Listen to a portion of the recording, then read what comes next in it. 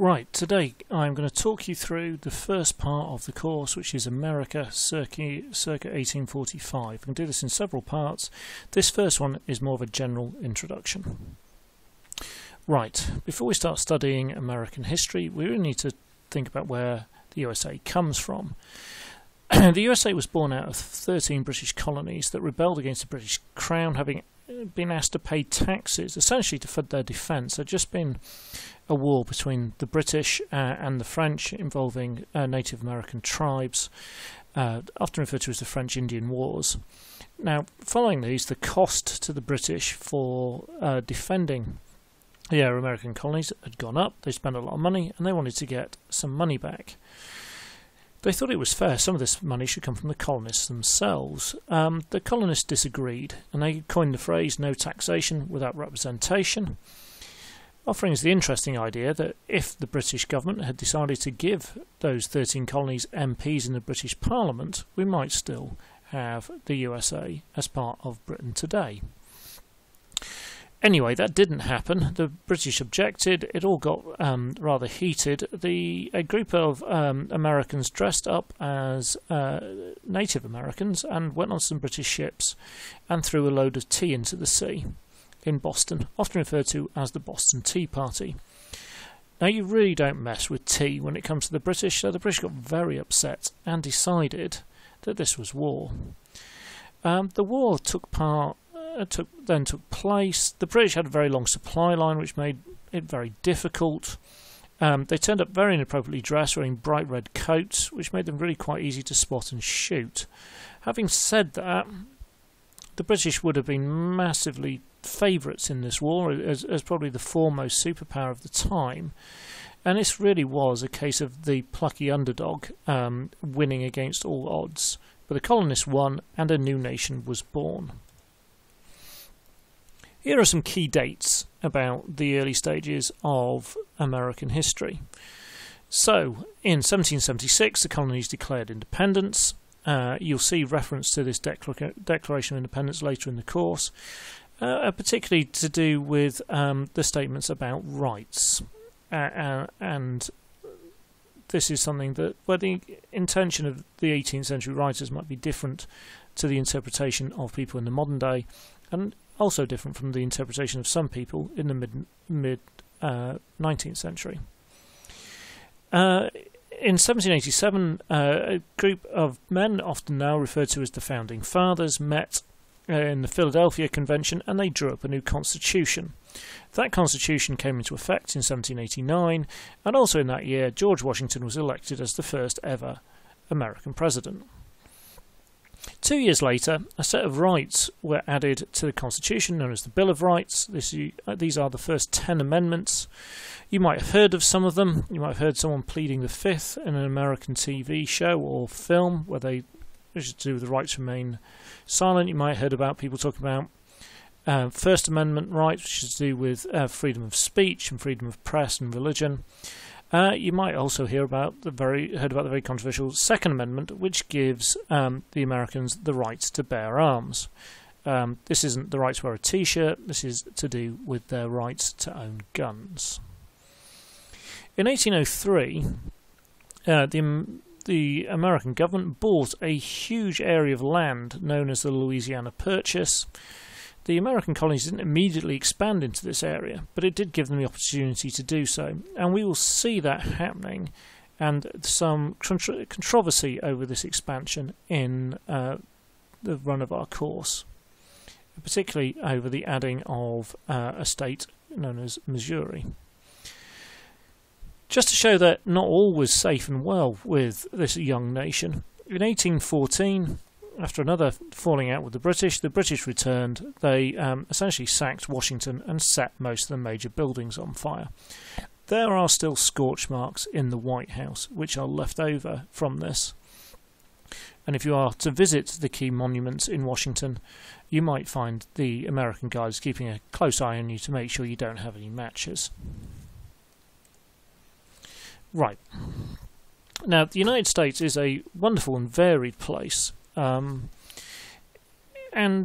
what makes an American is quite an interesting idea. There is no single American identity, and it tends to be related to a lot of factors. Part of it might be most Americans are, to some extent, or from at some point in history, immigrants.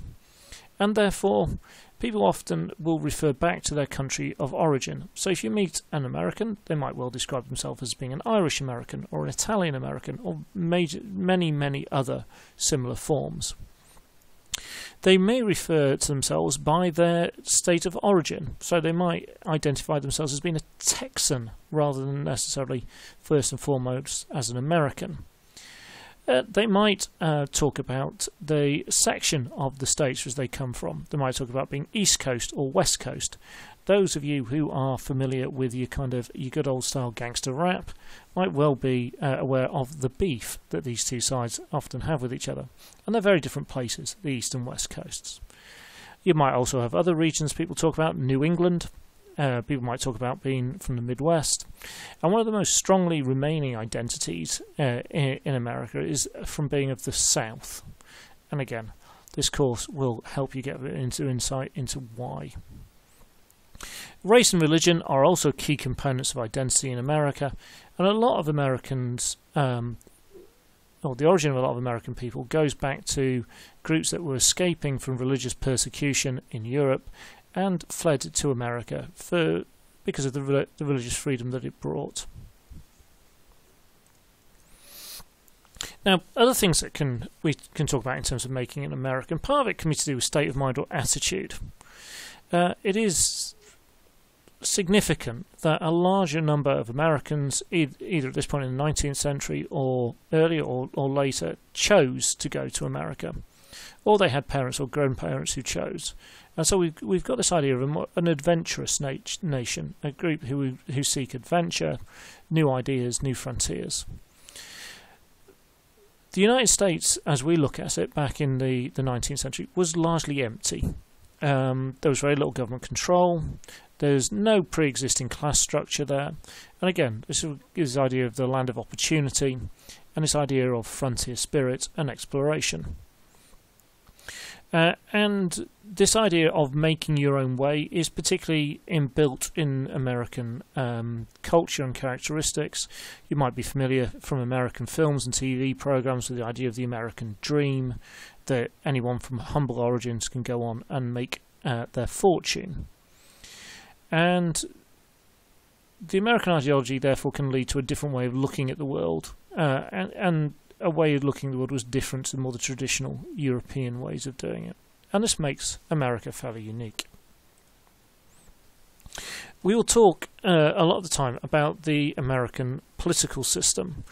Now, there are different stages to this. On the slide at the moment is an illustration of the main political system, which is for the federal government, which is like the central government in America. Political power in America comes from the Constitution, written up by the Founding Fathers at the Philadelphia Convention. Now, this then divides power amongst three bodies. There is the legislative, which is made up of the two houses of Congress, the House of Representatives and the Senate. And this is the law-making body. So this is where senators and members of the House sit and discuss issues, debate them, and then vote to pass laws. The House of Representatives, the number of representatives each state has in that particular part of the legislative depends on how big the state is in terms of population size. The bigger your population, the more members of the House of Representatives your state will send. The Senate is calculated very differently. Each state, no matter how big or how small, sends 2 senators, and the Senate is the upper house. The primary job of the legislative is to pass laws. They also then have various other jobs. The House of Representatives is responsible for finance bills. The Senate has very important powers in terms of confirming actions by the President, be that either confirming appointments into the federal government or the agreement to signing of treaties. both houses have the vote on deciding when the USA is at war. So declarations of war go through the House of Representatives and the Senate. Right, the central body, and this is where one of the key figures that we will focus on resides, is the executive, and the head of the executive is the president, who will have a vice president, and then we'll have a cabinet, and then the federal bureaucracy underneath them, helping them run the country.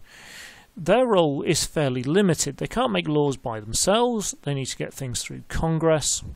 They do have great power over the military. They are the commander-in-chief. They have power over foreign policy. And they often drive the ideas and the legislative process, but they can't control whether things do or do not pass. Our final branch is the judiciary. And the key part of the judiciary is the Supreme Court. And it's the Supreme Court's job to interpret the Constitution and decide what is or isn't constitutional. So you could have the case that a president proposes a law, it passes through both houses of Congress, it becomes law, and then any American citizen can say, hang on a minute, I don't think that law matches the Constitution, and they can take it to the Supreme Court, and the Supreme Court can say, actually, we agree, that doesn't fit with the Constitution, and they can strike it off.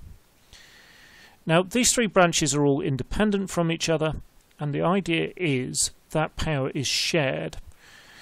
And the Americans essentially were trying to avoid what they saw as the wrongs of the British system, where we had a powerful monarch. What they wanted to do was to make sure that no individual or group could become overly powerful. And so they set up this system. Now, one of the big issues that we'll be looking at through the course is the issue of slavery. Now, slavery isn't really dealt with in the Constitution. The only mention of it is in calculating the population size of a state to decide how many members of the House of Representatives your state will get. Now, in this, it talks about slaves counting as 3/5 of a person in that calculation. Not in all cases, but in that calculation. And that's the only mention of slavery.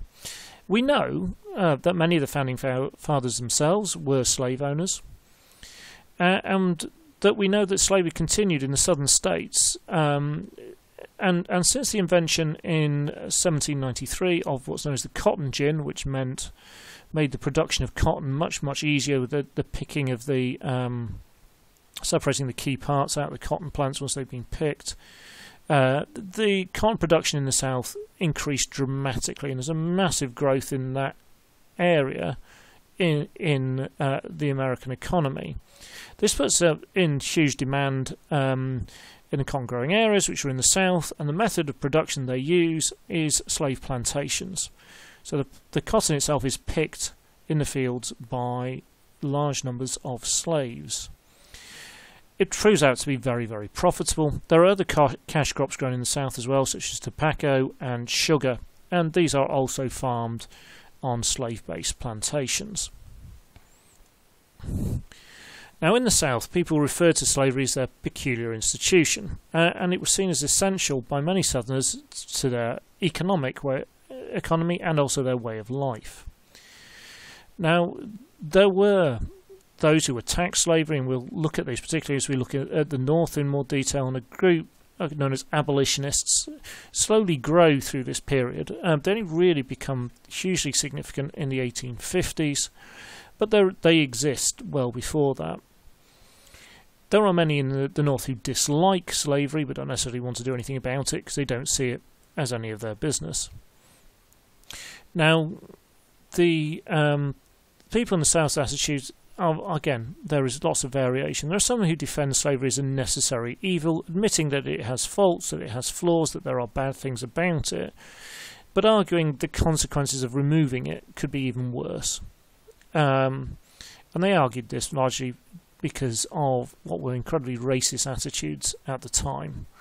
And also they were unsure what would happen to their economy, whether their economy would collapse. They were worried about the control of the slave population if it was freed. Now, lots of arguments that wouldn't absolutely not be accepted today, but at the time were presented. Now, there are also those in the South at this point in time who defended slavery as a positive system, believe it or not. They claimed that actually the slaves in the South were better treated and better off than the industrial workers in the North, because slaves were fed and given housing and food no matter how hard they worked, or whether they were too young to work or too old to work, whilst industrial workers, you got paid if you went to work, and then often the industrial workers in the North lived in not particularly good circumstances. Again, not an argument that would be accepted for a minute in the modern day, but an argument that many in the South very strongly made in the early 19th century. Just to give you an idea of scale of slavery, by 1860, and there was a very rapid growth through the 19th century, but by 1860 there were 4 million slaves in the USA. There was a further 250,000 free black Americans in the South, and a further 200,000 free black Americans in the North.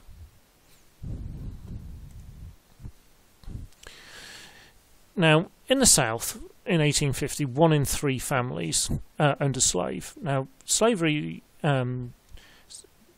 was at that stage fairly ingrained. Now, one of the things that started to change was slaves became far more expensive.